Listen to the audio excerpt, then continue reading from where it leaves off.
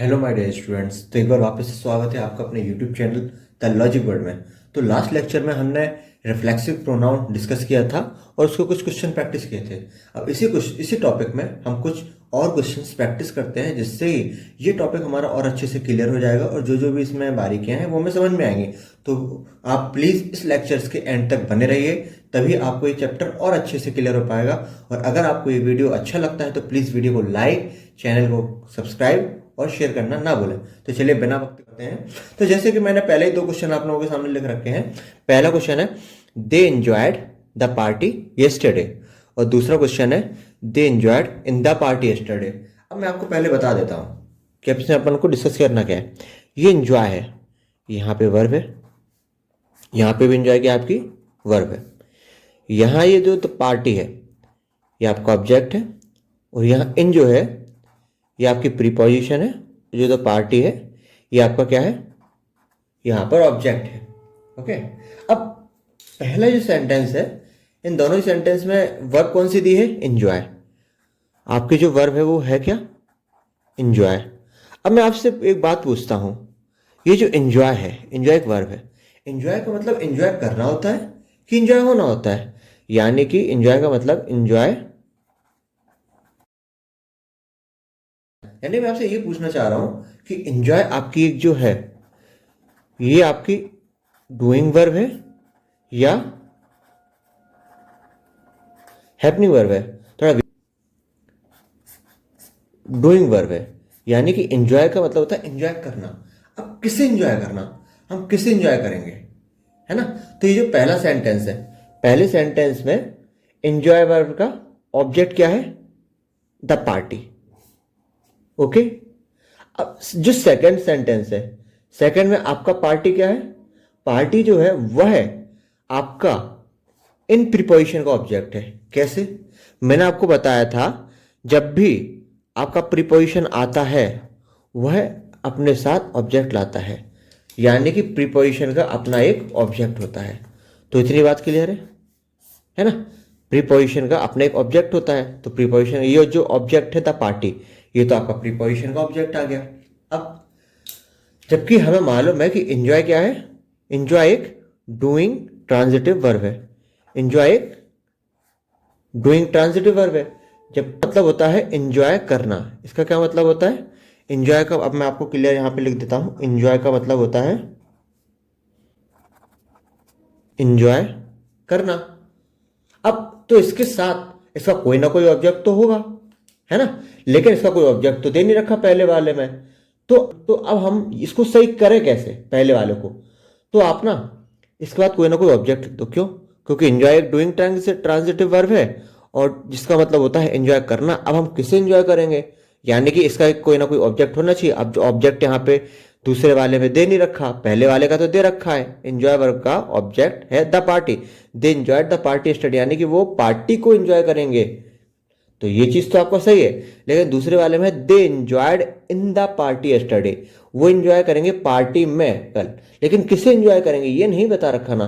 तो इस वर्ब का हमें ऑब्जेक्ट लिखना पड़ेगा, है ना। ये दूसरे वाले में ऑब्जेक्ट, तो अब कोई ना कोई ऑब्जेक्ट लिखेंगे हम इसके। अब ऑब्जेक्ट जैसे कि क्या लिखें, ऑब्जेक्ट जैसे कि आपका कुछ भी हो सकता है। जैसे कि आप लिख सकते हो they enjoyed the food, the music,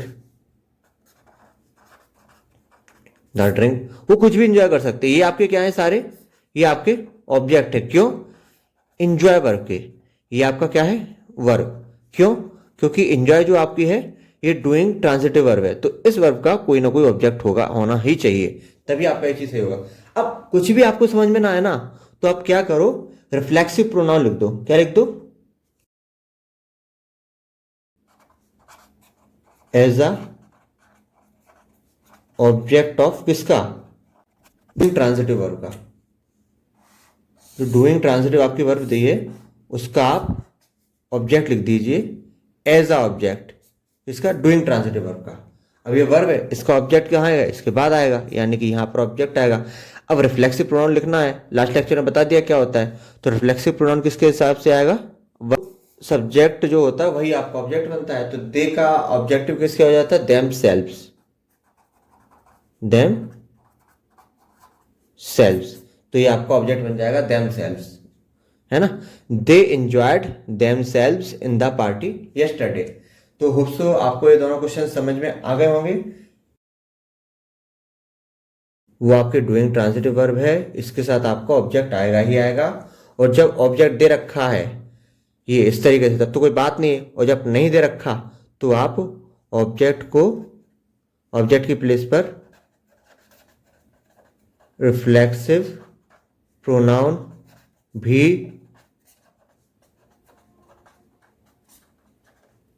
लिख सकते हैं। तो होप सो आपको ये दोनों क्वेश्चन क्लियर हो गए होंगे। अब मैंने आपके सामने दो क्वेश्चन और लिखे। पहला क्वेश्चन है आई सेल नेवर एब्सेंट या प्रेजेंट अगेन। दूसरा है I shall never be absent again. अब ये जो सेल है आपकी, ये आपकी हेल्पिंग वर्ब है। सेकंड वाले में भी सेल आपकी हेल्पिंग वर्ब है। ये जो नेवर है ये आपकी एडवर्ब ऑफ फ्रीक्वेंसी है। इधर भी आपका जो नेवर है ये आपकी एडवर्ब ऑफ फ्रीक्वेंसी है। अब यहां पर ये जो बी है, बी क्या है आपकी लिंकिन वर्ब। अब यहां पर ये जो एब्सेंट है ना ये आपका है एडजेक्टिव, लेकिन यहां जो आपका एब्सेंट प्रेजेंट है ये आपकी है मेन वर्ब। अब यहां क्या फंडा है वो चीज अपन को आपको समझना है ना। अब मैं आपको बता देता हूं कि ये जो एब्सेंट और प्रेजेंट होता है ना ये आपका वर्ब भी होता है और एडजेक्टिव भी होता है। तो एब्सेंट और प्रेजेंट का मतलब होता क्या है जब ये वर्ब होता है, इसका मतलब एंजॉय करना होता है, एब्सेंट करना होता है या एब्सेंट होना होता है। वही चीज जो होता है एब्सेंट का मतलब होता है करना, यानी कि ये जो एब्सेंट प्रेजेंट है ये एक आपकी डूइंग ट्रांजिटिव वर्ब है। यानी कि जब एब्सेंट प्रेजेंट आपका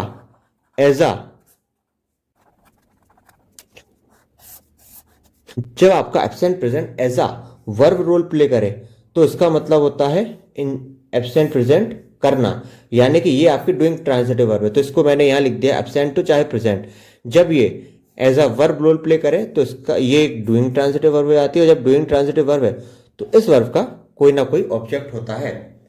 तो अब मैं आप लोगों को बता दूं सेकेंड वाला जो सेंटेंस है I shall never be absent again, यहां पर ये जो बी है ये आपकी लिंकिन वर्ब है ना। और बी की फॉर्म्स को अगर अब यहां मैंने एब्सेंट लिखा है एग्जेक्टिव और पहले वाले में मैंने एब्सेंट को लिखा है वर्ब। तो हमें कैसे मालूम चलेगा कि कहां absent present as a adjective use होगा और कहां absent present as a verb use होगा। तो इसको मालूम करने के पहले हम देखते हैं कि जो सेकंड सेंटेंस है यहां पर बी की फॉर्म की बी है एक लिंकिंग वर्ब। बी क्या है आपकी बी क्या है एक लिंकिंग वर्ब है। और अगर लिंकिंग वर्ब है तो इसके बाद जो आपकी मेन वर्ब आएगी, आपको पता है कि भैया is am are was were सब कंस्टिट्यूएंट टेंस में होते हैं जब एक्टिव में होते हैं, तो इसके बाद आपका मेन वर्ब में आईएनजी फॉर्म आता है। और अगर ऐसा नहीं है तो सेंटेंस आपका पैसिव है, तो पैसिव है तो मेन वर्ब आपका थर्ड फॉर्म में आएगा। तो बी की फॉर्म के बाद जो भी वर्ड आएगा है ना वो आपका या तो आईएनजी फॉर्म में आएगा या थर्ड फॉर्म में आएगा। अब यहां ना तो आईएनजी फॉर्म दे रखा है ना इसका थर्ड फॉर्म दे रखा है, यानी कि आपका बी की फॉर्म हेल्पिंग वर्ब तो है नहीं, तो ये क्या बन जाएगी बी की फॉर्म ये बन जाएगी आपकी मेन वर्ब। और जब ये मेन वर्ब बन गई है ना तो यहां पर एब्सेंट आपका क्या बन जाएगा एडजेक्टिव बन जाएगा, यानी कि एब्सेंट आपका वर्ब रहेगा नहीं। तो इस तरीके से हम कंक्लूड कर लेंगे कहां पर एब्सेंट प्रेजेंट आपका as a verb role play करेगा और कहां एब्सेंट आपका as an object absent present आपका as a objective role play करेगा। तो हमें मालूम चल गया कि एब्सेंट प्रेजेंट जो है वो एक डूइंग ट्रांजिटिव वर्ब है, इसका कोई ना कोई ऑब्जेक्ट है। तो जो पहला वाला क्वेश्चन है I shall never absent again, अब यहां पर हेल्पिंग वर्ब है और यहां पे नॉन वर्ब है। अब एब्सेंट आपकी क्या है डूइंग ट्रांजिटिव, तो इसका कोई ना कोई ऑब्जेक्ट तो होना चाहिए, तो यहां पर ऑब्जेक्ट तो दे नहीं रखा। सेकंड सेंटेंस है I shall never be absent again, second में आपका एब्सेंट आपका मेन वर्ब तो है ही नहीं, तो यहां इसका ऑब्जेक्ट की जरूरत ही नहीं है। ऑब्जेक्ट की जरूरत कब होगी जब डूइंग ट्रांजिटिव वर्ब होगा, जो कि पहले वाले क्वेश्चन में आपको जरूरत है। तो इसका ऑब्जेक्ट होगा क्या I shall never absent present again, मैं दोबारा एब्सेंट नहीं करूंगा। अब किससे एब्सेंट नहीं करोगे ये आपको बताना पड़ेगा। जैसे कुछ भी आप लिख सकते हो I shall never absent your friend again, या I shall never absent you again. और अगर कुछ भी समझ में ना आए तो सीधा आप रिफ्लेक्सिव प्रोनाउन लिख दो। आई का रिफ्लेक्सिव प्रोनाउन क्या होता है? माई सेल्फ, यानी कि माई सेल्फ अगेन, ये आपका क्या है? ये आपका बन जाएगा ऑब्जेक्टिव। क्यों? क्योंकि ये एक डूइंग ट्रांजिटिव वर्ब है, तो डूइंग ट्रांजिटिव वर्ब जो होती है वो अपने साथ हमेशा ऑब्जेक्ट लेकर आती है, तो हमें यहाँ पर ऑब्जेक्ट की जरूरत है। तो मैंने ऑब्जेक्ट के रूप में आपको रिफ्लेक्सिव प्रोनाउन लिख दिया, वो है आपका माई सेल्फ। तो होप सो आपको ये क्वेश्चन भी समझ में आ गया होगा।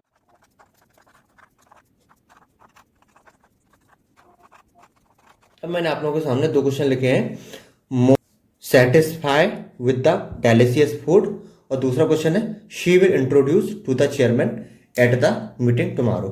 अब यहां पर मोहन आपका क्या है?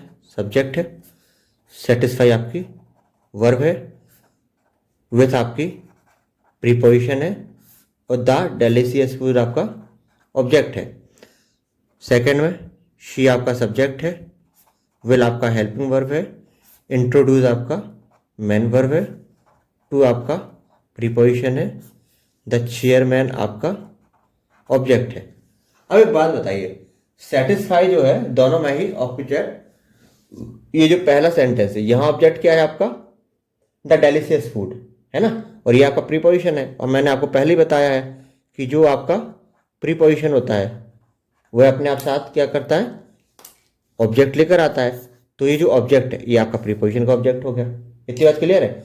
और सेकेंड में द, तो ये जो द चेयरमैन है ये आपका टू प्रीपोजिशन का ऑब्जेक्ट हो जाएगा, है ना। अब ये जो आपके सामने वर्ब लिखी है सेटिस्फाई, कौन सी वर्ब लिखी है? सेटिस्फाई। सेटिस्फाई का मतलब वही चीज सेटिस्फाई करना होता है या सेटिस्फाई होना होता है? तो वही चीज सेटिस्फाई आपकी डूइंग ट्रांजिटिव वर्ब है। अब जो भी डूइंग ट्रांजिटिव वर्ब होती है उसका एक अपना ऑब्जेक्ट होता है। तो सेटिस्फाई जो वर्ब है यह अपने साथ एक खुद का ऑब्जेक्ट लेकर आएगी। क्यों? क्योंकि यह एक डूइंग ट्रांजिटिव वर्ब है जिसका मतलब होता है सेटिस्फाई करना।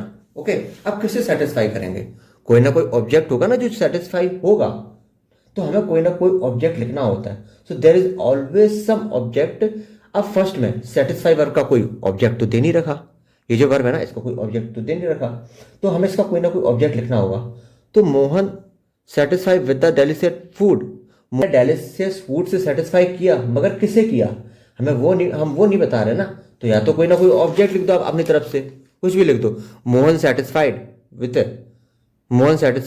The guest with the delicious food, Mohan satisfied his friends with the delicious food. अगर कुछ भी समझ में ना आए ना तो आप सीधा रिफ्लेक्सिव प्रोनाउन लिख दो एज अ ऑब्जेक्ट। क्योंकि मोहन क्या है आपका? एक नाउन है, थर्ड पर्सन सिंगुलर है, तो इसका हमें रिफ्लेक्सिव प्रोनाउन क्या लिखना पड़ेगा? Reflexive pronoun as a object. ये थर्ड पर्सन सिंगुलर है, मेल है, तो इसका रिफ्लेक्सिव प्रोनाउन आ जाएगा आपका himself as a reflexive pronoun as a object. तो Mohan satisfy himself with the delicious food. Ten में लिखा है she will introduce to the chairman at the meeting tomorrow. यहां पर भी वही चीज इंट्रोड्यूस है। इंट्रोड्यूस जो होती है आपकी, इंट्रोड्यूस का मतलब होता है ये भी आपकी डूइंग ट्रांजिटिव वर्ब है जो अपने साथ हमेशा ऑब्जेक्ट लेकर आएगी, यानी कि इंट्रोड्यूस वर्ब का भी कोई ना कोई आपका ऑब्जेक्ट होगा, है ना। ये क्या है? डूइंग ट्रांजिटिव, जिसका मतलब होता है इंट्रोड्यूस करना। इसका क्या मतलब होता है? इंट्रोड्यूस करना। और अगर वह मीटिंग में इंट्रोड्यूस करेगी, she will introduce to the chairman at the meeting tomorrow, अगर वह मीटिंग में इंट्रोड्यूस करेगी तो किसे इंट्रोड्यूस करेगी यह तो हमने बताया नहीं है। तो अब यहां पर या तो कोई ना कोई ऑब्जेक्ट लिख दो, इंट्रो, है ना, जैसे कि इंट्रोड्यूस द डायरेक्टर, इंट्रोड्यूस। कुछ भी आप समझ में ना है ना तो आप सीधा इसका रिफ्लेक्सिव प्रोनाउन लिख दो एज अ ऑब्जेक्ट बना के। मेन वर्ब डूइंग ट्रांजिटिव, तो इसका कोई ना कोई ऑब्जेक्ट होगा, तो मेन वर्ब बनाकर आप क्या लिख दो? इसका रिफ्लेक्सिव प्रोनाउन। अब सी का रिफ्लेक्सिव प्रोनाउन क्या होगा? Herself. She will introduce herself to the chairman at the meeting tomorrow. तो ये आपका आंसर हो जाएगा। तो ये जो अभी मैंने आज 6 सेंटेंस डिस्कस किए हैं, 6 में अलग अलग मैंने वर्ब यूज की है। और ये जो आज मैंने वर्ब यूज की है ये आपकी डूइंग ट्रांजिटिव वर्ब होता है। अब डूइंग ट्रांजिटिव वर्ब जो होती है ना वो अपने साथ कोई ना कोई ऑब्जेक्ट जरूर लेकर आती है, उनका कोई ना कोई ऑब्जेक्ट होता है, तो उसके साथ हमें ऑब्जेक्ट लिखना ही पड़ेगा। तो हमने ऐसी वर्ब डिस्कस की जो अपने साथ ऑब्जेक्ट लेकर आए। तो होप्सो अगर आपको ये चीज, इस चीज को समझने के पहले इससे जस्ट प्रीवियस लेक्चर आप देख लीजिए, लेक्चर नंबर 9, तो ये चीज आपको और अच्छे से समझ में आ जाएगी। तो अगर आपको कोई डाउट रह जाता है तो आप उसको कमेंट सेक्शन में लीव कर दीजिएगा। सो थैंक यू गाइज, आज के लिए टाटा बाय बाय, इसी के साथ मिलते हैं हम नेक्स्ट लेक्चर।